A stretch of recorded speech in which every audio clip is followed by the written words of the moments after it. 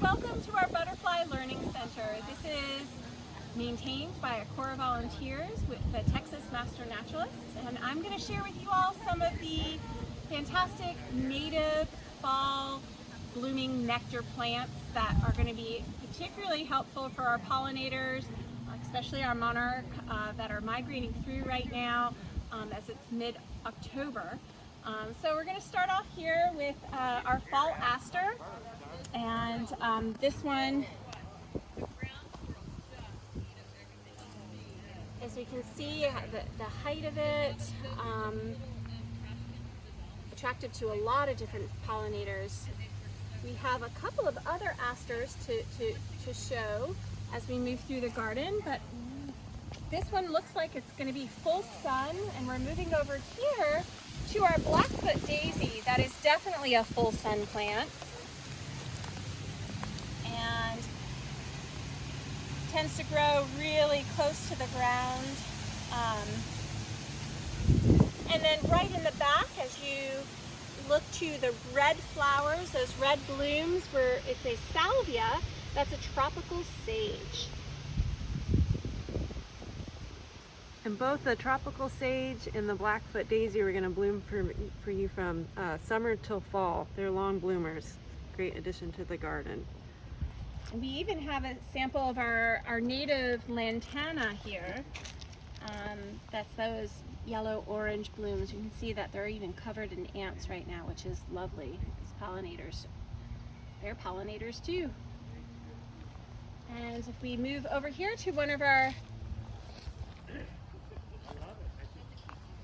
I typically see the Gregg's Mistflower being able to handle full sun, but here you can see it's got part shade, and we even have a caterpillar on here I'm just noticing right now. This is a great butterfly magnet, especially for queen butterflies. You will often see them surrounding Gregg's Mistflower. And it's one that's easily propagated too, so once you've planted it, it's definitely one of those plants that you can share with friends as the years go on. And we'll move through. Is this our senna? Nope. What do we have here? I believe that is a senna. Senna, velvet leaf senna. And pretty. golly, look at those seed pods. And it is really soft to the touch. Those yellow blooms are just delightful. And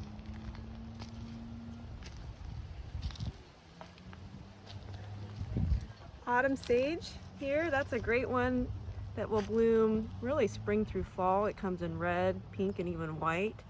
And it can handle really full sun to part shade as well, like this one is in part shade. gosh, it's so, look at that. It's a great that hummingbird fuchsia plant, color. yes. Yeah. Oh, we can move over to our frostweed, which is a fantastic one for the shade.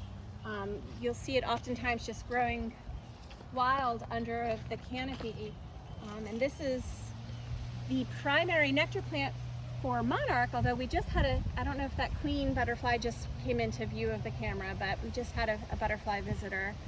And the frostweed gets its name as that first freeze occurs. You're going to see the water shoot out from the base of the plant and becoming ribbons of ice. But it is a very, very important nectar plant, particularly for the monarch, although it is fabulous for everything. I know that in my yard it grows, and it a lot of volunteers, so another great one to share. Once you've established a plant or two, you can have enough to share later on.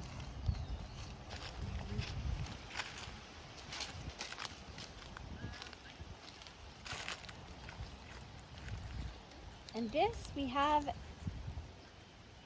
again, and I should know what this is. I think this is Exminia. Exminia, yes, I agree, yes. Oh, and we have a skipper over here that just landed on it. There we go.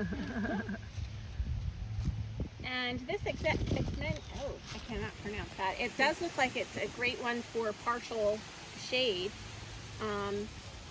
And right behind it in the backdrop is one of the most flexible plants, the Flameocampus. Another great one for even our hummingbirds to visit. And this one I like because it's really important in the gardens to have various layers and heights. And so as you can see here, this one can become very bush-like pretty easily. So it gives that higher portions of the layers.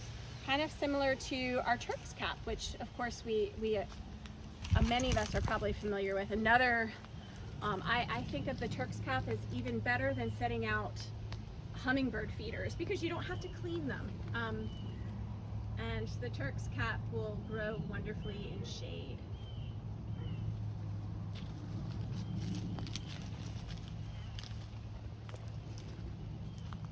And I think maybe we'll move over to see our Frogfruit, which is always a favorite ground cover, can handle lots of rain or not.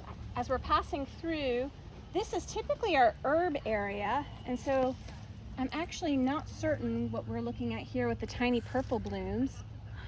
That is a good question. But it's yet another pollinator plant. We'll see if we can't come up with what it is. I'm not sure. Okay.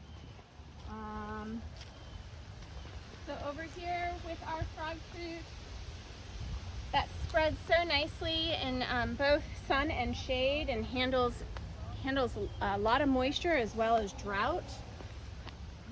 And I just think these blooms are so delightful. They're so tiny, but